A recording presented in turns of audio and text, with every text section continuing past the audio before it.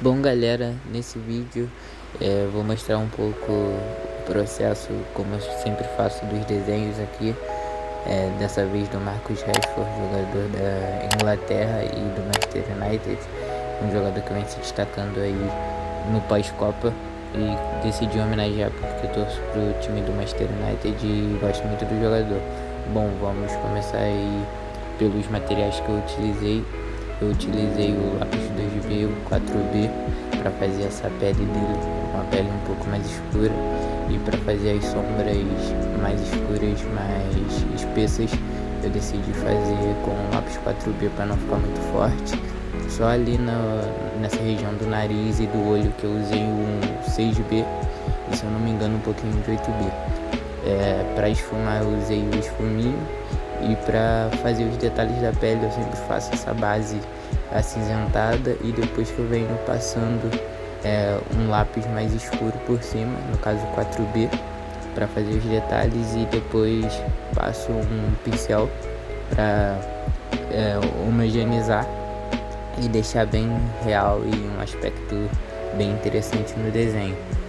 Aí eu fui fazendo essas camadas, como eu acabei de dizer para vocês, não tem muito segredo. E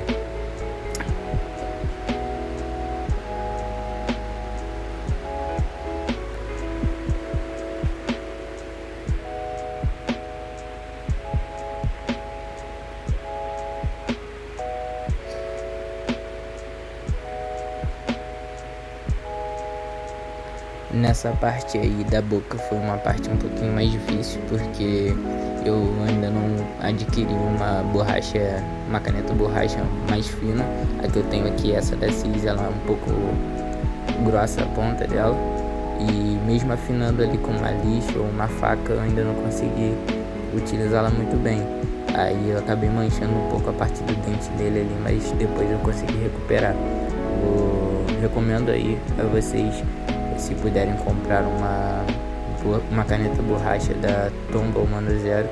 É uma caneta muito boa e que eu pretendo adquirir aí futuramente, e que faz um diferencial enorme para fazer os detalhes nos desenhos. Aí nessa parte do cabelo eu usei o 6B, fazendo esse aspecto um pouco mais crespo, e depois vim passando o pincel. Não tem segredo, essa parte foi bem legal de fazer. Uma área do desenho que eu gosto de fazer bastante é essa parte aí do cabelo. Para fazer os fios brancos ali eu usei o boleador. Aí no pescoço foi a mesma situação ali do rosto dele, fazendo a base e depois vindo fazer as texturas. Já deixei ali marcada a sombra do pescoço, do queixo ali.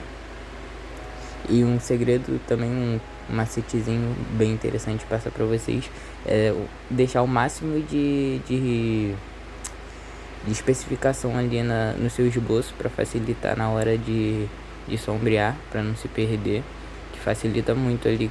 Se você for deixar para fazer em cima da hora, você vai perder um pouco de tempo e capaz de não ficar totalmente fiel à sua referência. Nessa parte da camisa, chegamos aí na parte mais difícil do desenho, que foi a camisa. Nessa área da gola foi mais básico, não tem tantos detalhes, usei um lápis 6B. Nessa parte branca também não tem erro, um 2B.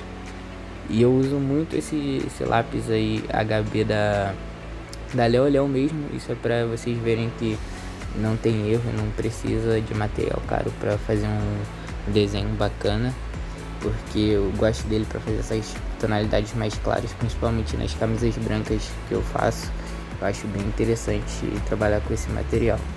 Aí nessa parte do fundo foi uma parte que eu tive que tomar muita coragem para fazer, pois a referência, eu achei uma referência incrível, e achei que daria um valor maior se eu colocasse esse fundo que tinha na referência e não deixar o fundo branco, e até porque daria um contraste legal com a camisa branca dele. Então, para criar coragem mais ainda de fazer, eu fui lá e risquei ali em cima da folha que não tinha mais como apagar e não tinha volta atrás. Aí eu fiz um fundo direto com o lápis 8B. Eu sei que não é a forma mais apropriada, mas foi a forma que eu encontrei de fazer, já riscando mais forte, e para deixar mais homogêneo eu usei o pincel. O pincel, galera, é um acessório muito importante mesmo para o desenho realista preto e branco, e eu recomendo muito de vocês usarem, e que vai dar um diferencial enorme no trabalho de vocês. Aí essa parte da camisa eu fui fazendo na base, assim como na pele, só que com um lápis mais claro, obviamente, já que é uma camisa branca, e depois vim fazendo os detalhes do tecido, que nada mais é do que riscos na vertical, e não tem erro. Dá um trabalho, dá, mas não é tão difícil assim, é mais pelo tamanho do desenho que foi um pouquinho mais dificultoso.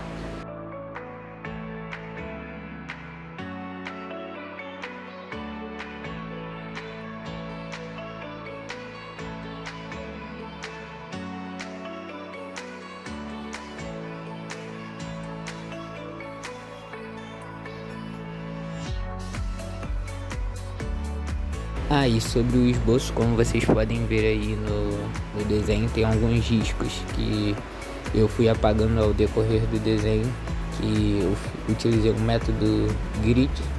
É um método que eu comecei a usar recentemente e que ainda estou me adaptando, mas estou vendo um diferencial, estou gostando bastante e acho que fica bem fiel à referência utilizando esse método, e recomendo vocês a usarem. E se vocês tiverem algumas dúvidas sobre esse método e quiserem que eu ajude vocês de alguma forma, deixem aí nos comentários, ou se quiserem que a gente faça um vídeo mais específico sobre isso, a gente tenta trazer para vocês.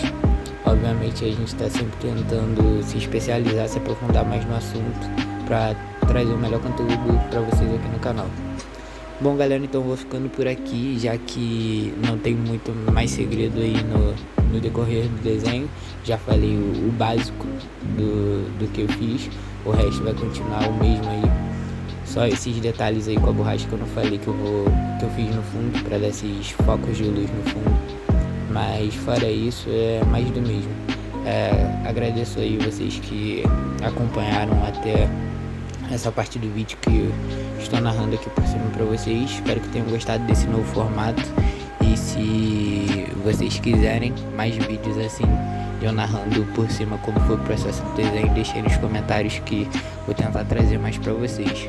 Então é isso, continuem aí até o final do vídeo e se surpreendam com o resultado, pois esse foi o desenho que mais me agradou até o momento, e acredito que seja assim o meu melhor desenho. É isso, fiquem com Deus, um abraço.